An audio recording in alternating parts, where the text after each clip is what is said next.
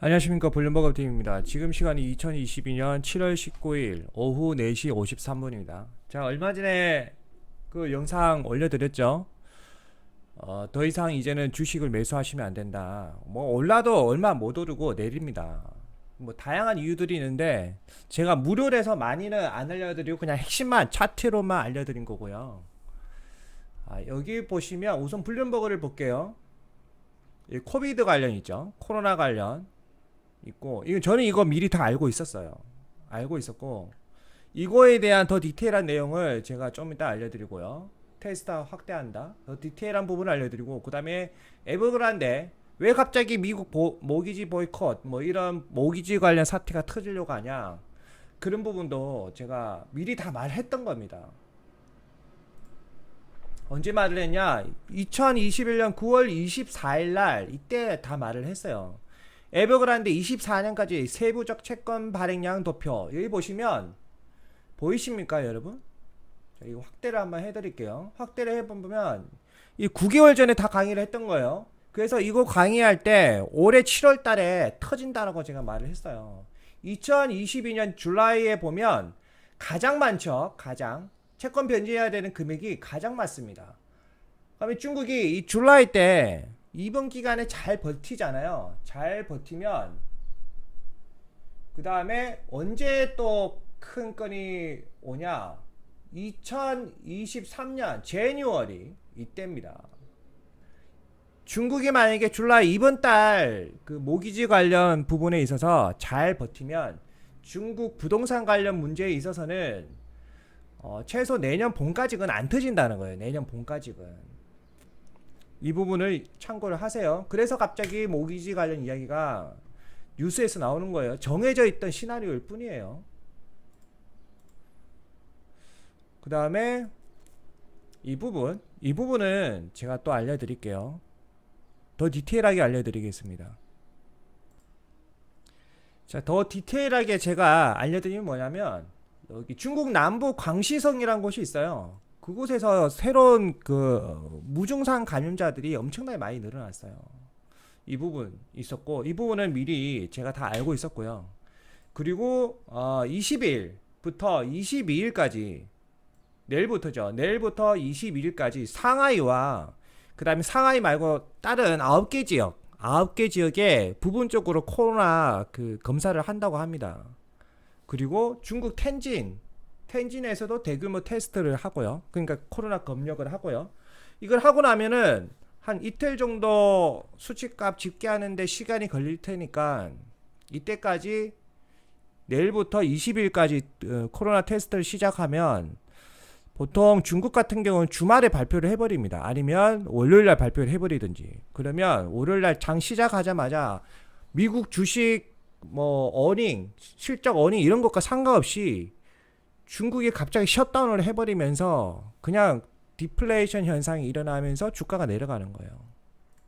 그럼 이거 검역 테스트하면 좋게 나올까요? 나쁘게 나올까요? 100% 나쁘게 나옵니다. 100%. 자, 그리고 미국 날짜 기준으로 7월 18일부터 철도 파업이 시작됐습니다. 철도 파업. 그리고 일본 구로다 총재 임기가 언제까지냐 조사를 해보니까 내년 4월까지입니다. 내년 4월까지. 이게 무슨 말 의미냐? 일본은 절대로 YCC 컨트롤 내년 4월까지는 포기를 안 한다는 거예요.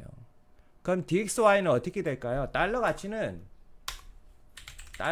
어떻게 될까요? 오르락 내리락 결국 내년 4월까지는 우상향 한다는 거예요. 우상향 한다. 오르락 내리락 하겠지만 결국에는 우상향을 한다. YCC 컨트롤.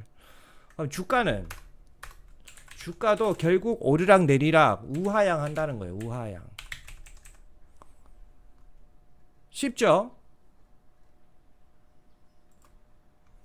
자, 그리고 일본 최근 코로나19 확진자 수가 11만 명을 넘어서 역대 최고치라고 합니다. 갑자기 뉴스에 여러분 코로나가 재확산되고 있다, 그 뉴스가 블룸버그를 장악하는 그날 저는 대폭락이 시작이 된다고 생각합니다. 그리고 마카오 최근 셧다운 잠시 했었죠. 그거 22일까지 7월 22일까지 연장한다고 합니다.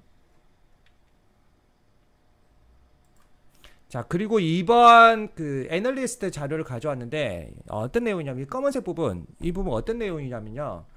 미국 전체 상장된 기업의 33%만 어닝이고 나머지는 미스드, 실적이 악화되었다라고 예측안이 나왔습니다. 그럼 여러분이 선택하는 그 회사가 정확하게 33%에 해당이 되는 아주 우수한 기업에 투자를 하셨으면 상관이 없다는 거죠.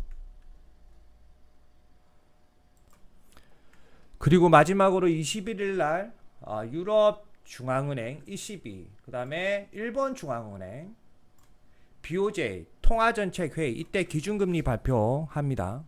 그 부분도 리스크가 있기 때문에 잘 여러분들이 참고를 하시면 될 것 같습니다.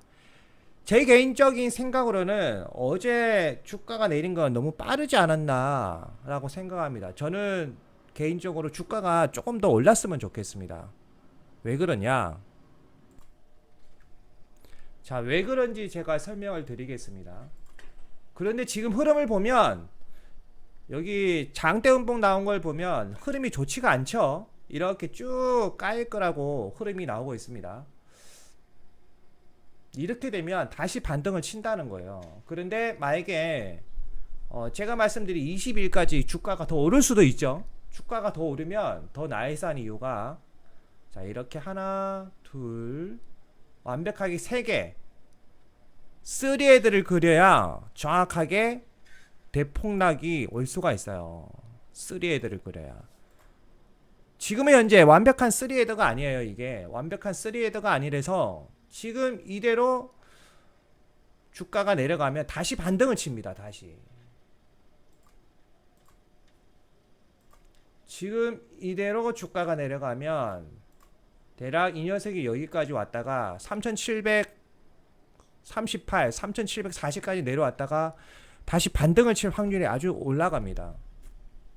그래서 확실한 대폭락이 되려면 정확하게 SPX가 3943까지 올라가고 내려와야 3헤더가 되는 거죠. 자, 이번 영상은 이렇게 마치겠습니다. 감사합니다. 참고적으로 오늘은 존슨앤존슨과 넷플릭스 실적 발표가 있는 날입니다.